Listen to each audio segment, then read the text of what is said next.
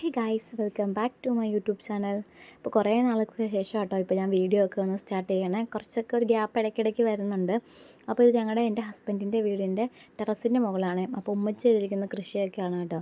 അപ്പോൾ ഞങ്ങൾ ഇടയ്ക്ക് നനയ്ക്കാറൊന്ന് കയറാറുണ്ട്. ഞാനും ഉണ്ട്, എൻ്റെ സിസ്റ്ററും ഉണ്ട്. സിസ്റ്റർ എന്ന് പറയുമ്പം എൻ്റെ ഹസ്ബൻഡിൻ്റെ അനിയൻ്റെ വൈഫും ഉണ്ട്. അപ്പോൾ ഞങ്ങൾ രണ്ടും കൂടിയാണ് കയറി നനയ്ക്കാനൊക്കെ കയറാറ്.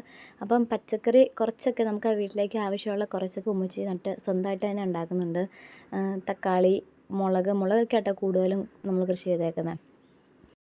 അപ്പം നമുക്ക് കിച്ചണിലേക്ക് നമുക്ക് ഓടി വരുമ്പോൾ എടുക്കാൻ പാകത്തിന് ഇച്ചിരി പച്ചക്കറിയൊക്കെ നമ്മുടെ അടുക്കളത്തോട്ടത്തിൽ നിൽക്കുക എന്നൊക്കെ പറയുമ്പോൾ അതൊരു നമുക്ക് വേറൊരു ഫീലാണല്ലോ. അപ്പം ഉമ്മച്ചി നട്ടിരിക്കുന്നത് എന്താണെന്ന് വെച്ചാൽ തക്കാളിയുണ്ട്, വഴുതനങ്ങ, കത്രിക്ക, വെണ്ട, അതുപോലെ ചീര. മെയിനായിട്ട് നമുക്ക് മുളകാണ് കൂടുതലും നട്ടിരിക്കുന്നത് കേട്ടോ. പല ടൈപ്പ് മുളകുണ്ട്.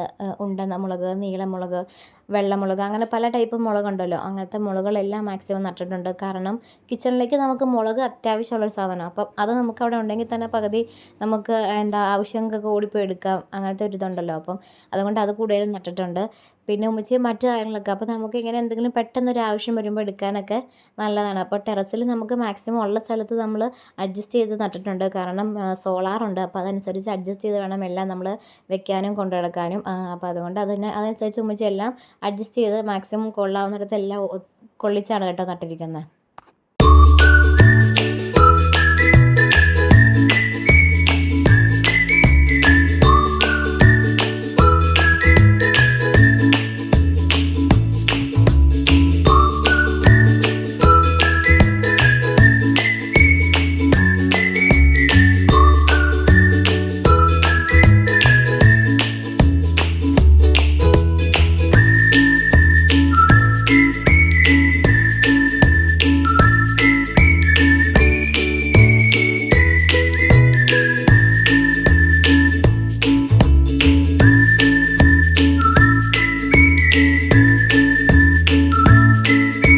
അപ്പോൾ നമ്മുടെ ചെടിയുടെ ഇന്നത്തെ ഡ്യൂട്ടിയൊക്കെ കഴിഞ്ഞിട്ടുണ്ട്. അപ്പോൾ നമുക്ക് നെക്സ്റ്റ് വീഡിയോ ആയിട്ട് കാണാം.